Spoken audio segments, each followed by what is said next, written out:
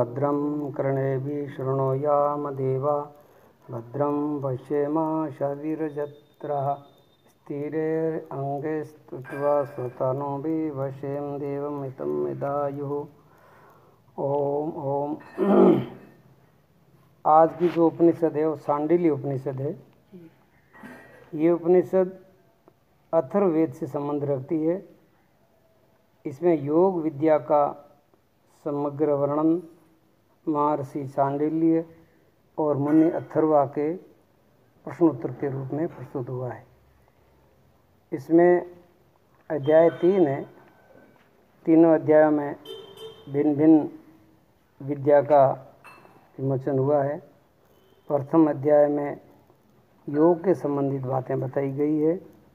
महामुनि अथर्वा कहते हैं, अष्टांग योग का विशद वर्णन करते हैं।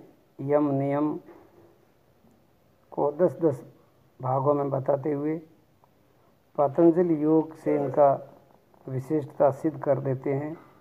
नाड़ी शोधन की प्रक्रिया का विशेष रूप से उल्लेख करते हैं, जिससे प्राण के ऊपर विजय की जा सके और अनेक सिद्धियों का अधिकारी भी बना जा सके।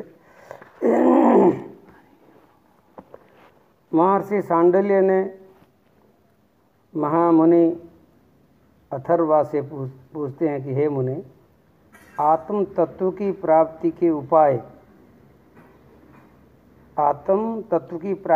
उपाय स्वरूप अष्टांग योग का वर्णन करने की आप कृपा करें। ये उन्होंने बात पूछी है। हे प्रभु, आत्म तत्व की प्राप्ति के लिए, आत्म का अनुभव करने के लिए, आत्म ज्ञान के लिए, उनकी प्राप्ति के लिए जो मुख्य उपाय क्या है, साधन क्या है, ऐसा सुनकर के उन अथर्वा मुनि ने कहा, हे महर्षि, उस आत्म तत्व की प्राप्ति के मुख्य जो साधन है वो है अष्टांग योग। यम नियम आसन प्राणायाम प्रत्याहार धारणा ध्यान एवं समाधि, ये ही योग के जो 8 अंग कहे गए हैं। इस योग के 8 अंगों का पूर्ण रूप से सांगोपांग अपने जीवन में धारण करने से वो योग की सिद्धि रूप आत्म परमात्मा की एकता का अनुभव होता है और वो परम आनंद में सदा के लिए मग्न रहता है। देह भाव उनका छूट जाता है, इंद्रिय अध्यास छूट जाता है और सारे अध्यासों से मुक्त होकर के वो अपने आत्म स्वरूप में ही सदा के लिए वो प्रतिष्ठित हो जाता है। तो उसमें वो बताते हैं, यम एवं नियम की संख्या यहाँ 10-10 बताई है। पतंजलि में तो 5 यम और 5 नियम बताए हैं, लेकिन इस उपनिषद में उन्होंने 10-10 बताए हैं।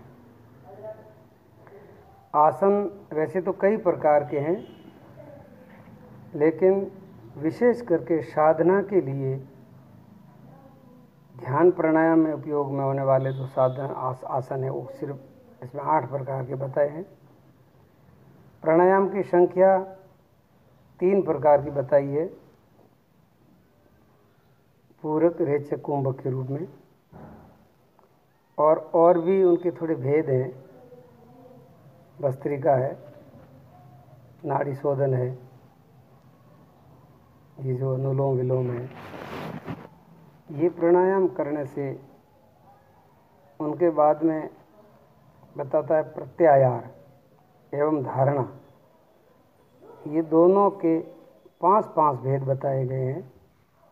ध्यान के 2 प्रकार के भेद बताए गए हैं और समाधि का 1 भेद बताया गया है। इसमें यम के 10 भेद बताए हैं, तो वो इसी प्रकार है: अहिंसा, सत्य, अस्तेय, ब्रह्मचर्य, दया, सरलता, क्षमा, धैर्य, अल्पाहार। योगी को, योग साधना करने वाले साधक को आहार के ऊपर पूरा ध्यान देना चाहिए। उनका सात्विक आहार हो, अल्प आहार हो। तथा पवित्रता। अहिंसा का तात्पर्य है मन, वचन और शरीर एवं अपने कार्य के द्वारा किसी भी प्राणी को कभी भी दुखी न करना, किसी को भी किसी प्रकार का दुख न देना। सत्य का अर्थ होता है मन, वचन एवं शरीर कर्म से जो हितकारी हो, कल्याणकारी हो, वही वाणी प्राणियों के समक्ष बोलना चाहिए। ये वाणी के बड़े दिव्य गुण हैं। और ज़्यादातर योग साधक ज़्यादातर तो मौन में ही रहता है, और जब बोलता है तो सत्य बोलता है, यथार्थ बोलता है और कल्याणकारी बोलता है। वो अपने जीवन ऊर्जा को ऐसे नष्ट नहीं करता है। वाणी के द्वारा जीवन की ऊर्जा का संरक्षण करता है, और जितना सदुपयोग हो वाणी का, हितकारी हो, इतना ही वो बोलता है। अस्तेय का अर्थ होता है मन, वचन एवं अपने कार्य के द्वारा दूसरों के धन, साधनों के प्रति निष्प्रिय रहना। मतलब धन की लालसा उसके जीवन में बिल्कुल न हो। केवल शरीर को टिकाने के लिए जितनी जो आवश्यकता है उतना ही ग्रहण करना चाहिए, और उसके साधना में उनको आगे बढ़ना चाहिए। उसको कहते हैं अस्तेय। उसके बाद में आता है ब्रह्मचर्य। ब्रह्मचर्य का तात्पर्य यह है कि सभी अवस्थाओं में,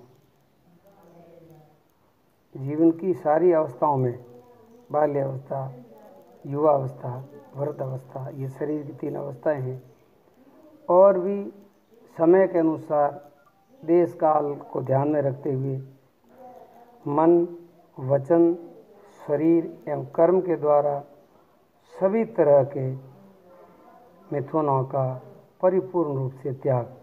मतलब अपने मन और इंद्रियों के ऊपर पूर्ण रूप से संयम करना। अपने मन इंद्रियों के ऊपर संयम रखने वाला योग साधक ही योग सिद्धि को प्राप्त होता है, अन्यथा वो योग सिद्धि को प्राप्त नहीं कर सकता। योग सिद्धि का मतलब बहुत गहरा है। योग का मतलब होता है आत्मा और परमात्मा की एकता, जीव और ईश्वर की एकता, इसका नाम योग होता है। और जीव और ईश्वर भिन्न है तो वियोग है, आत्मा परमात्मा भिन्न है तो वियोग है। तो योग की सिद्धि है जीव ईश्वर की एकता और संपूर्ण देह का अध्यास हटना।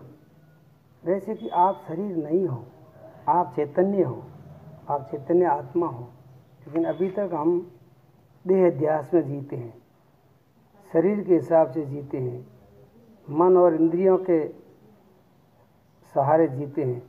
तो ये सब अध्यास योग साधना के द्वारा निवृत्त हो जाती है और अपने स्वरूप में उनकी स्थिति हो जाती है।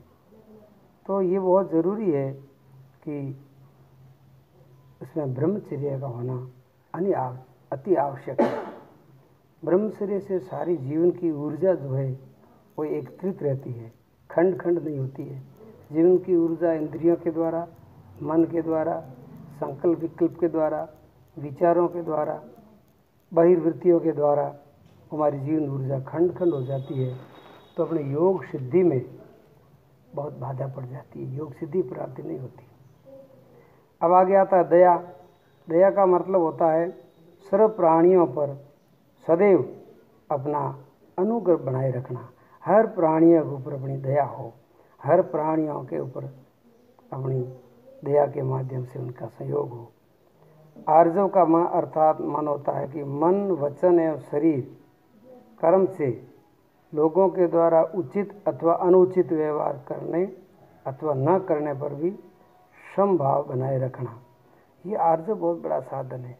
आप जिस योग रास्ते पर चलोगे या साधना करोगे या अपने लक्ष्य की तरफ आगे बढ़ोगे तो उसमें कई लोग तो हमारी स्तुतियाँ करेंगे और कई लोग हमारी निंदा भी करेंगे। लेकिन निंदा और स्तुति दोनों ही अपने साधना में बाधा है। स्तुति करने वाले को तरफ भी ध्यान नहीं देना है और निंदा करने वालों पर भी ध्यान नहीं देना है।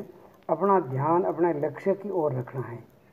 क्षमा का तात्पर्य भी ये होता है सदैव प्रिय अप्रिय, पूजा अथवा ताड़ना आदि का बर्ताव किया जाए तब भी उसे सहन कर लेना, क्षमा भाव रखना। कोई कुछ भी कहे, अपने लक्ष्य की प्राप्ति के पहले अपने को रुकना नहीं है। ये मानव जीवन बहुत ही अमूल्य है। लक्ष्य की सिद्धि के लिए, अपने लक्ष्य को प्राप्त करने के लिए जो कुछ हमने साधना ली है उस साधना के द्वारा अपने लक्ष्य तक पहुंचाना, इसमें नहीं रुकना है। तो धरती का अर्थ होता है धन हानि हो, अपने इष्ट मित्रों का वियोग हो अथवा सहयोग हो, हर स्थिति में चित्त को स्थिर रखना, चित्त को स्थिर रखना, चित्त को शांत रखना, वृत्तियों को शांत रखना, ये योग साधक के लिए बहुत ही अनिवार्य, बहुत जरूरी है। धीरे धीरे चित्त की वृत्तियां शांत होती जाएगी, इतने योग की सिद्धि सरल हो जाएगी। और पतंजलि में लिखा है चित्त वृत्ति निरोध ही योगा, वृत्तियों का निरोध होना ही योग है, योग की सिद्धि है। अब अल्प आहार का मतलब क्या है कि पेट में चौथा भाग खाली रहे। यहाँ विशेष ध्यान आपको देना है। जब आप भोजन प्रसाद पाते हैं तो बिल्कुल आधा पेट खाली रखना है। आधा पेट खाली किस लिए? आधा पेट खाली इसलिए कि आधा भाग पीछे पानी के लिए और हवा के लिए, श्वास के लिए। जब वो भोजन आपके लिए बहुत लाभकारी होता है। इसी प्रकार अल्प आहारी पेट का चौथा भाग खाली रखें। इसी प्रकार अपने आहार में श्रेष्ठ पदार्थ ले सकते हैं।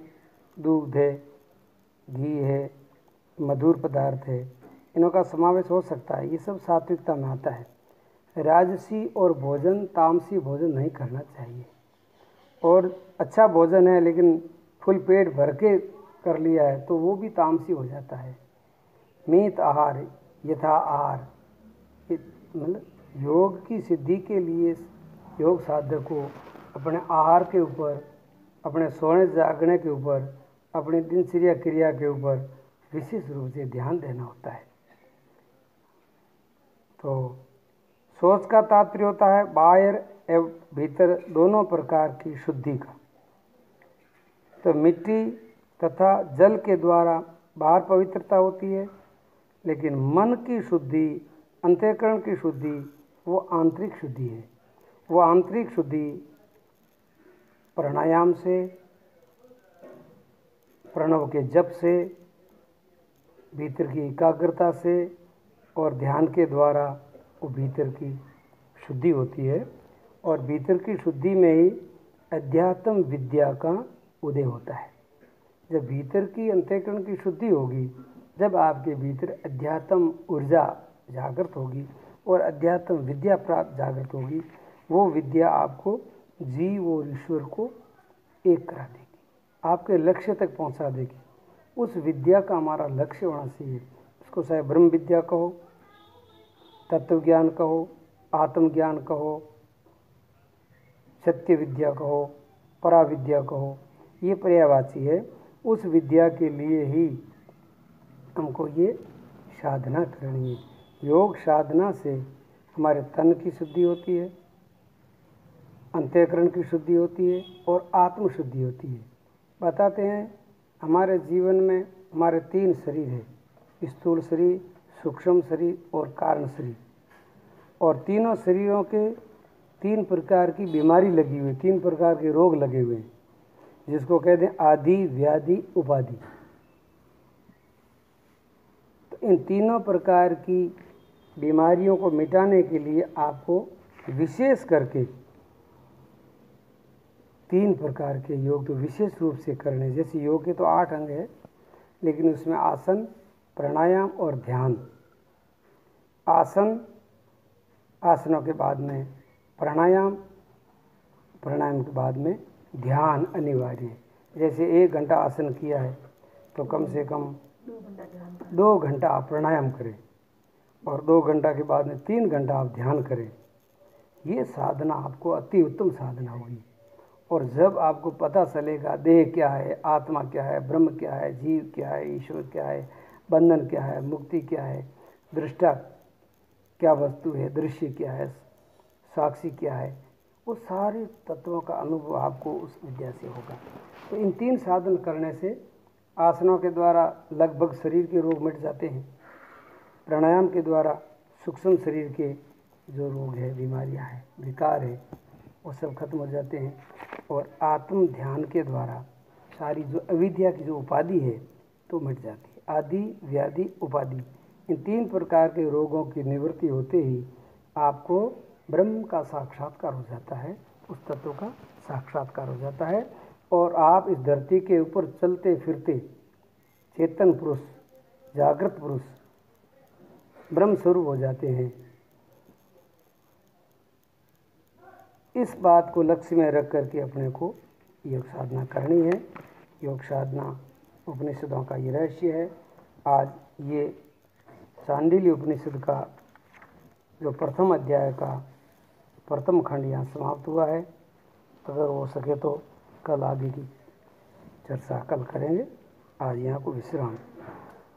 ओम भद्रं कर्णेभिः शृणुयाम देवाः भद्रं पश्येमाक्षभिर्यजत्राः स्थिरैरङ्गैः